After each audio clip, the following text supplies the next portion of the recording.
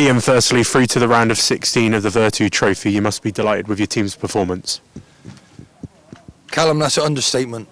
Unfortunately, we ended up with 10 men again.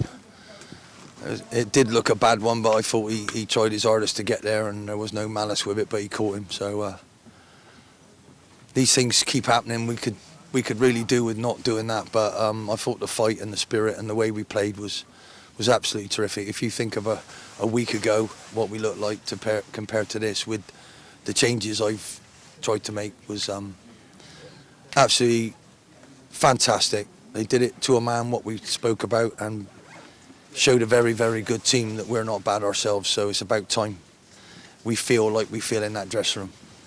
You talk about a really good performance, but you started the game with such a real energy and cutting edge, and an early goal as well to start the game. Yeah, from a debutant. Not sure Billy's ever played before, but wow, what a way to mark your first team.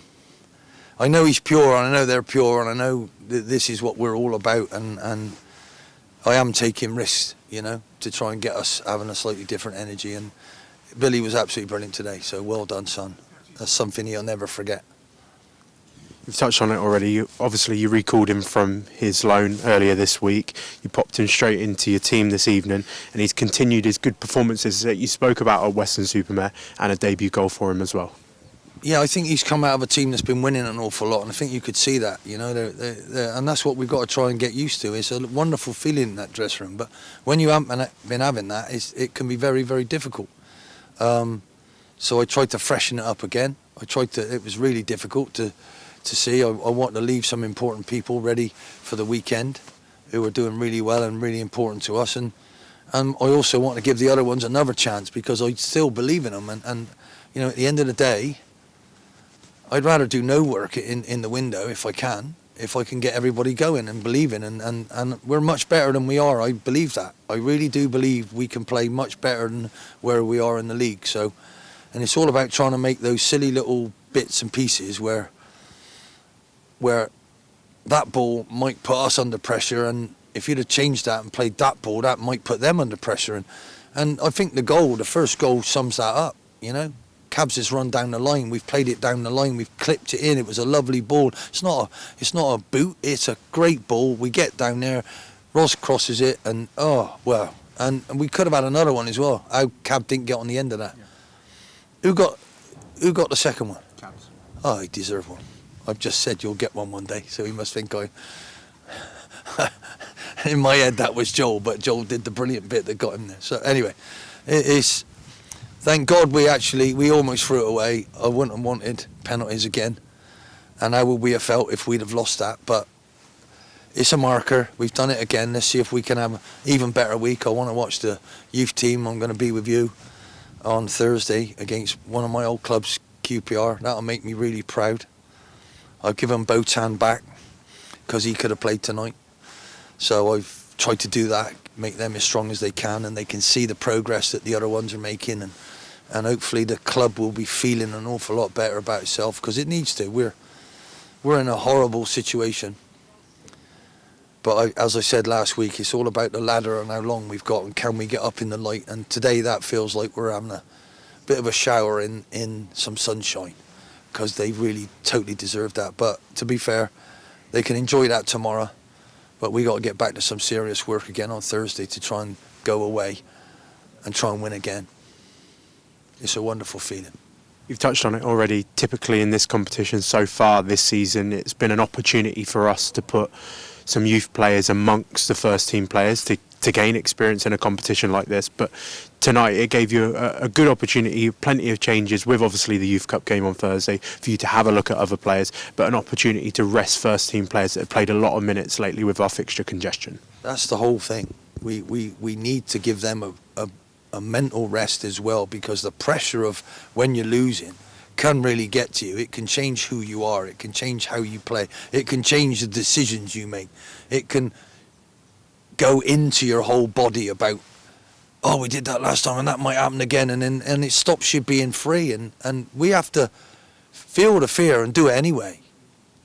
Honestly, that's what I'm bringing. That's what I'm asking them to do, because you shouldn't be afraid to fail. Learn from your failure. Learn how to do it that little bit different, that little bit better. I will not continue to do the same thing if we're not winning. I will not. I will have to change things and do something slightly different and tweak. And luckily for me, I've had an awful lot of games to do that in. But I'm telling you all along, this team is much better than it's playing, and I need to make them feel like a team. If you go in that dressing room right now, that's how they feel. And after the worst things that could happen, we could have been 6 points clear of Morecambe, but we lost in the last few minutes. We could have had Liverpool in the cup, but we missed the penalty shootout. Got it terribly wrong. And then we go and get hammered this time last week. And that's not good enough. So, wow, what a response since then. Let's see if we can keep building and building and building. It would be lovely to have 10 men and not have a goal against us. You know, to 11 men and not have a goal against us. I want a clean sheet. Still haven't had one yet. But it is what it is. So, well done, lads. And let's get ready for a massive game on Saturday again. One of your changes this evening, a start for Jake Kane, a calm performance in midfield, but also at wing-back during the second half. He's got all sorts of talent, this boy, and he's been here a long while, and he feels like he's getting left behind, and I'm giving him another chance today. I thought he was absolutely terrific, you know. So let's hope he can build on however he feels. And I got a bit of a selection problem on the weekend, haven't I, which is wonderful to have. And I've just told him, whoever I pick, it's a privilege. Whoever's on the bench, it's a privilege. And by the way, it's still a privilege to coming into this football club wearing this badge and being part of how we're going to have a much better season. So don't you dare moan, because I'll slap you around the chops, whoever you are. I just want to get your take on this evening's red card. You've touched on it already for Rosell Ongello. Referee deemed it to be dangerous and reckless. How did you see it from the sideline? And is discipline an area that you're concerned about at the moment? It's not discipline. They're trying to get there and they're trying to tackle. He's been out for an awful long while and he was a bit late. In my day, I used to do that most of the time and it wasn't given. I might have got a yellow. But the referee saw it that way. It looked like the fellow was hurt. I don't think Ros did it deliberately, but he was late. So it is what it is, and I'm not going to... Mate, if you'd see me referee a game, you'd probably think, you know what, I don't deserve to talk about referees. They're far better than I'd ever be. But it did frustrate me a little bit.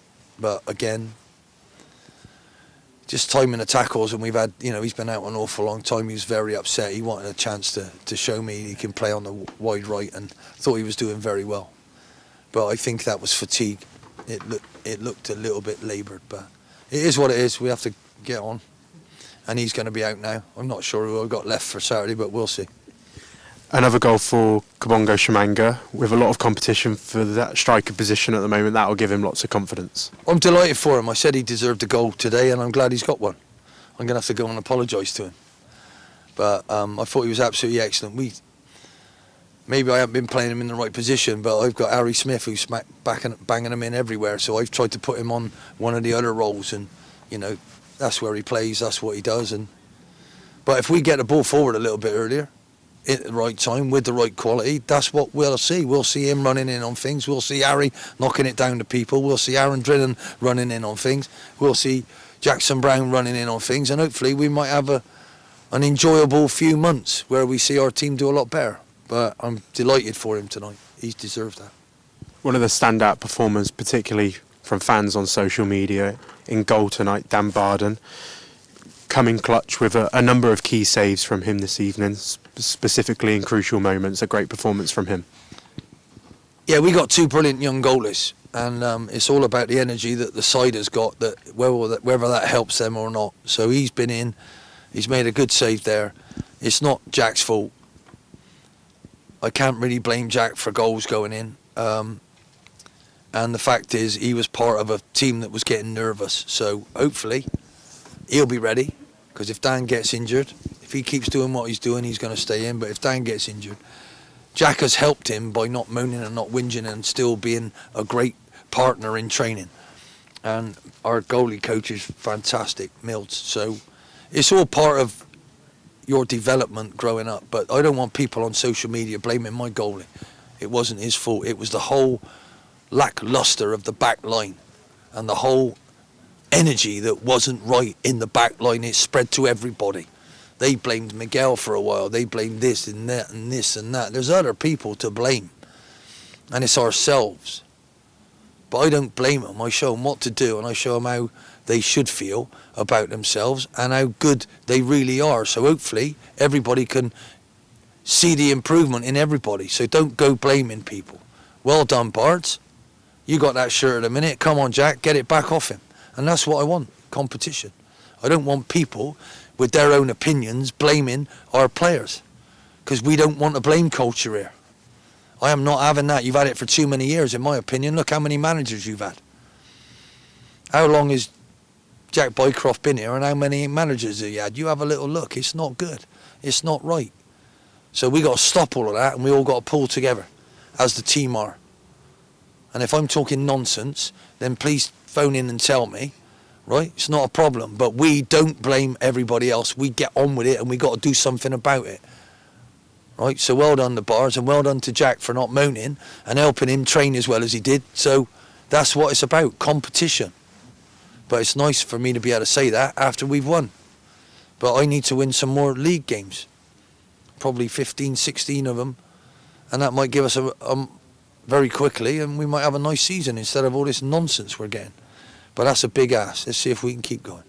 You talk about a great atmosphere in the changing room post tonight. Obviously, a great win on Saturday as well.